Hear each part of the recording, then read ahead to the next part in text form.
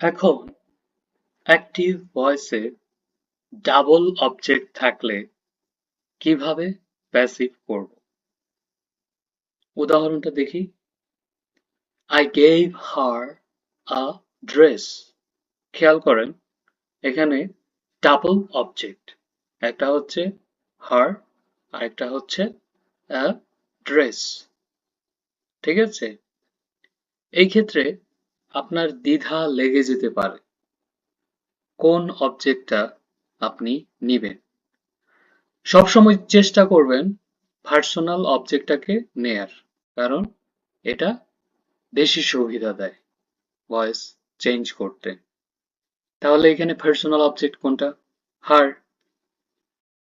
তাহলে আমরা যদি ভয়েস চেঞ্জ করি তাহলে কি হবে? ওয়াজ বা ওয়ার হবে, তাই না? তাহলে আপনি যদি পার্সোনাল অবজেক্টটাকে নিয়ে করেন, পিছের অবজেক্টটা বাদ দিয়ে দেন, চিন্তা করেন শুধু আই গেভ হার। ঠিক আছে, এটাকে আমরা চেঞ্জ করি, তাহলে কি হবে? হার সাবজেক্টে গিয়ে হবে শি। তারপর যেহেতু পাস্ট টেন্সে আছে, ওয়াজ বা ওয়ার হবে, শি এর সাথে কি হয়? ওয়াজ হয়, শি ওয়াজ। তার মেইন ভার্বটা এখানে কি? গিভ। গিভ এর 3 নম্বর ফর্ম কি? গিভেন। She was given. তারপর ওই যে বাকি অবজেক্টটা ছিল, ওই অবজেক্টটা বসাই দিবেন। বাকি অবজেক্টটা কি ছিল? Address. She was given address. তারপর বাই দিবেন, তারপর আইটাকে মি করে অবজেক্টে নিয়ে আসবেন। কি দাঁড়ালো বাক্যটা? She was given a dress by me. ঠিক আছে,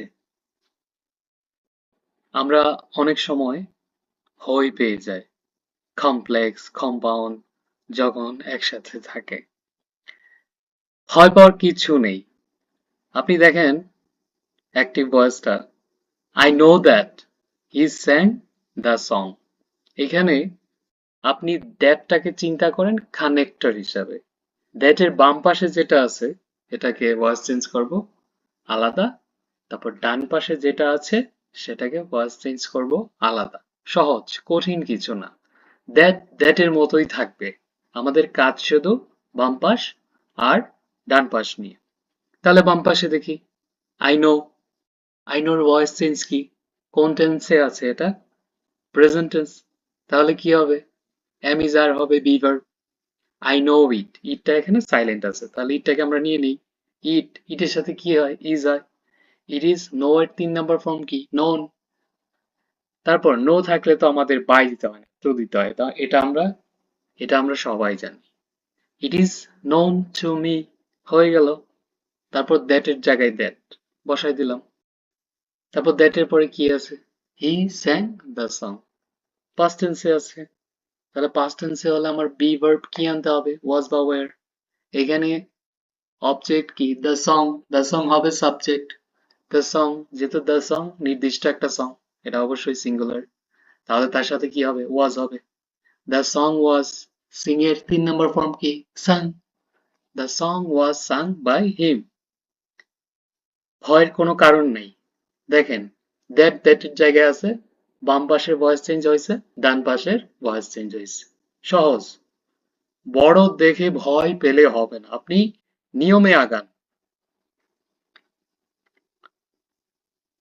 তারপর অনেক সময় আমরা ভয়েস করতে দেখি পিপল সে দিয়ে শুরু হয়। যখন পিপল সে দিয়ে শুরু হবে, এটাকে প্যাসিভ ভয়েসে ইট ইজ সেইড দ্যাট দিয়ে লিখতে হবে। ঠিক আছে, আর বাদ বাকি যা আছে তাই। উদাহরণটা দেখেন, people say that Dhaka is the city of mosques. মানুষ কি বলে? ঢাকা শহর হচ্ছে মসজিদের শহর। পিপল সে আছে, তাহলে হবে it is said that. It is said that Dhaka is the city of mosque. এটা আরো সহজ, তাই না? ইট ইজ সেইড দিলেই হয়, আর বাদ বাকি যা আছে তাই। এখন আমরা তো সাধারণত জানি ইনট্রানজিটিভ ভার্বের প্যাসিভ ভয়েস হয় না। কিন্তু এই ইনট্রানজিটিভ ভার্বটা যদি প্রিপোজিশনের সাথে ব্যবহৃত হয়ে গ্রুপ ভার্ব তৈরি করে, তাহলে এটার ভয়েস চেঞ্জ হবে। কিভাবে হবে আমরা দেখি। এই যে দেখেন, the boy took care of the parrots। এখানে টেক কেয়ার এটা কিন্তু ইন্ট্রানজিটিভ ভার্ব, কিন্তু তার সাথে যখন অফ বসে তখন এটা গ্রুপ ভার্ব হয়ে যায়, টেক কেয়ার অফ, তাই না? এটাকে ভয়েস চেঞ্জ করা যাবে, গ্রুপ ভার্ব হয়ে গেছে এই জন্য। The boy took care of the parrots কোন টেন্সে আছে? পাস্ট টেন্সে আছে। বি ভার্ব কি হবে? ওয়াজ বা ওয়ার। তাহলে এখানে অবজেক্ট কে? The parrots. দ্য প্যারটস কে আমরা সামনে নিয়ে আসি, দ্য প্যারটস। তাহলে এখানে প্যারটস প্লুরাল করা আছে, তাহলে অবশ্যই ওয়ার হবে, দ্য প্যারটস ওয়ার। তারপর ওই যে গ্রুপ ভার্বটা আছে না, পুরাটাকে বসাই দিবেন। শুধু এখানে আমাদের মেইন জিনিস কোনটা? টেক। টেকের 3 নাম্বার ফর্ম দিয়ে দিবেন। The parrots were taken care of by the boy। শেষ। এটা আরো সহজ। এখন অ্যাক্টিভ ভয়েসে রিফ্লেক্সিভ অবজেক্টিভ গুলা থাকে না? রিফ্লেক্সিভ অবজেক্টিভ গুলা কোনগুলা? শেষে সেলফ বা সেলফস থাকবে, যেমন my self, your self, him self, her self, your self, our self, them self. এইগুলা থাকলে এটা রিফ্লেক্সিভ অবজেক্টিভ। আমরা একটা উদাহরণ দেখি। হি মকড হিমসেলফ। এখানে রিফ্লেক্সিভ অবজেক্টিভ দেখে ভয় পাওয়ার কোনো কারণ নেই। আপনি মনে মনে হিমসেলফটাকে ভুলে যান, হি মকড এতটুকু চিন্তা করেন। তাহলে এটা কোন টেন্সে আছে? পাস্ট টেন্সে। ভয়েস চেঞ্জে আমাদের বি ভার্ব কি হবে? ওয়াজ বা ওয়্যার। এখানে সাবজেক্টকে হি, হির সাথে কি হয়? ওয়াজ হয়, হি ওয়াজ। মকড এটা তো 3 নাম্বার ফর্মে দেয়াই আছে, মকড, হি ওয়াজ মকড। তারপর ছোট্ট করে একটা বাই লাগাই দিবেন, বাই লাগাই দিয়ে ওই রিফ্লেক্সিভ অবজেক্টিভটা বসাই দিবেন। সহজ। তাহলে বাক্যটি কি দাঁড়ায়? হি ওয়াজ মকড বাই হিমসেলফ। খুবই সহজ। তারপরে ফ্যাক্টিটিভ অবজেক্ট বা কমপ্লিমেন্টারি অবজেক্ট।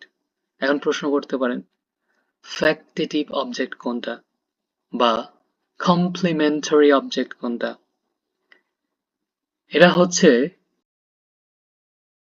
বাক্যে যখন ট্রানজিটিভ ভার্ব থাকে। ট্রানজিটিভ ভার্ব কোনগুলা? Call, make, name, nominate, elect, select, এইগুলা। এইগুলা যখন থাকে কিন্তু এটা পরিপূর্ণ অর্থ দিতে পারে না। এই পরিপূর্ণ অর্থ দেওয়ার জন্য যে একটা অতিরিক্ত অবজেক্ট নিয়ে আসতে হয়, সেটাই হচ্ছে ফ্যাক্টিটিভ অবজেক্ট বা কমপ্লিমেন্টারি অবজেক্ট। ঠিক আছে? এখন ফ্যাক্টিটিভ অবজেক্ট গুলা কোনগুলা? Him, her, me, us, you, them, etcetera. Them এইগুলা। আমরা দেখি বাক্যটা। They made me a moderator. আপনি এখানে মিটাকে ছাড়া বাক্যটা চিন্তা করেন তো। The made a moderator. তারা একজন মডারেটর তৈরি করেছিল বা বানিয়েছিল। এখানে তৈরি হবে না, দ্য মেড আ মডারেটর। তারা একজন মডারেটর বানিয়েছিল। কাকে বানিয়েছিল? তাই না? কোনো একজনকে তো বানিয়েছিল। এই যে মি, মি এখানে কমপ্লিমেন্টারি অবজেক্ট, জিনিসটার পরিপূর্ণ অর্থ দিয়েছে। ঠিক আছে? এক্ষেত্রে আমরা কি করব? চলেন দেখি। এটা কোন টেন্সে আছে? পাস্ট টেন্সে আছে। They made me. আপনি এই পর্যন্ত চিন্তা করেন। They made me. এটাকে আমরা চেঞ্জ করি। তাহলে মিটা কি হবে? আই হবে। আয়ের সাথে কি হয়? ওয়াজ না were? Was. I was. Make it 3 number form কি? Made. I was made. তারপর আমাকে কি বানানো হয়েছিল? A moderator. A moderator বসাই দেন। I was made a moderator. তারপর by লাগাই দেন। তারপর their objective form কি? Them. I was made a moderator by them. সহজ না? ভয় পেলে হবে না। আপনি যা জানেন সেটা নিয়ে ধীরে ধীরে আগান। এ করতে করতে না আপনি এক পর্যায়ে ঠিক হয়ে যাবেন। কিন্তু আপনি যদি ভয় পেয়েই থেমে যান তাহলে হবে না। আপনি প্রয়োগ করুন আপনি যেটা শিখেছেন। ওকে?